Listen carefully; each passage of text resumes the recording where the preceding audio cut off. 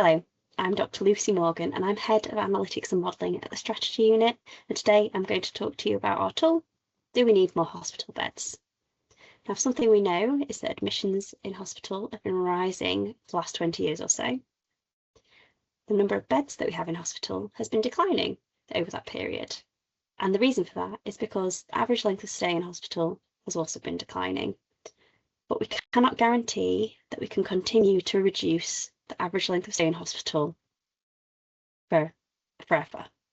So how can we understand this relationship between admissions, length of stay, occupancy, and hospital beds? Well, that's what our tool is going to look at. Let me show you. So our tool aims to answer this question, do we need more hospital beds? And to do so, it looks at framing the problem with two calculators, the beds calculator and the admissions calculator, and I'm going to give you a demo of both of those. Let's look at the beds calculator first. So, as I've said, we're interested in the relationship between admissions, length of stay, occupancy, and beds required.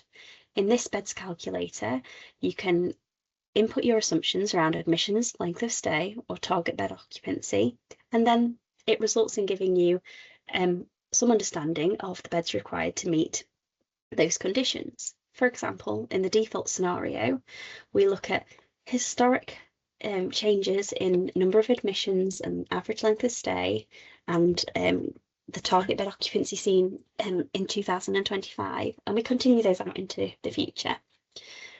So under those conditions, what we can see is that approximately 30,000 extra beds are required by 2035 compared to 2025.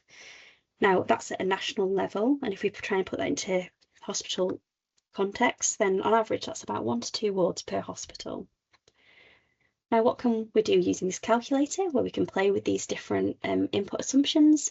And first, if we play with admissions, let's just say if admissions increase by an extra 0.5% per year, then as expected, what we do see is that the number of beds required is also increasing. So we now have up to 41,000 beds required by 2035, which compared to 2025 is about a 28% increase in beds required, and that kind of equates to approximately 2 to 3 wards per hospital needed. Now let's look at the admissions calculator. So the admissions calculator is looking at the same problem, but just from a slightly different perspective. So instead of having an output being the number of beds, now number of beds is an input, and we're looking at the number of admissions to hospital that we can support given our assumptions around what we can actually do to the bed supply. Now, the first thing we want you to consider in this default scenario is if we continued to decrease beds in the way that they have decreased historically. So that's a decrease of about 1.4% per year.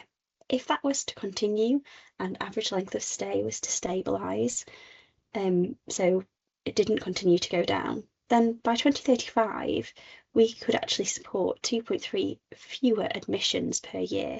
So that's 2.3 fewer people being admitted to hospital in 2035 compared to 2025, when the need is surely much greater than that. And to put that into context, 2.3 million people is approximately the population of Birmingham. So we know that historically admissions have been rising year on year. So we need to actually think about increasing the number of beds instead. Let's just have a look at a scenario where we increase beds by 1% annually.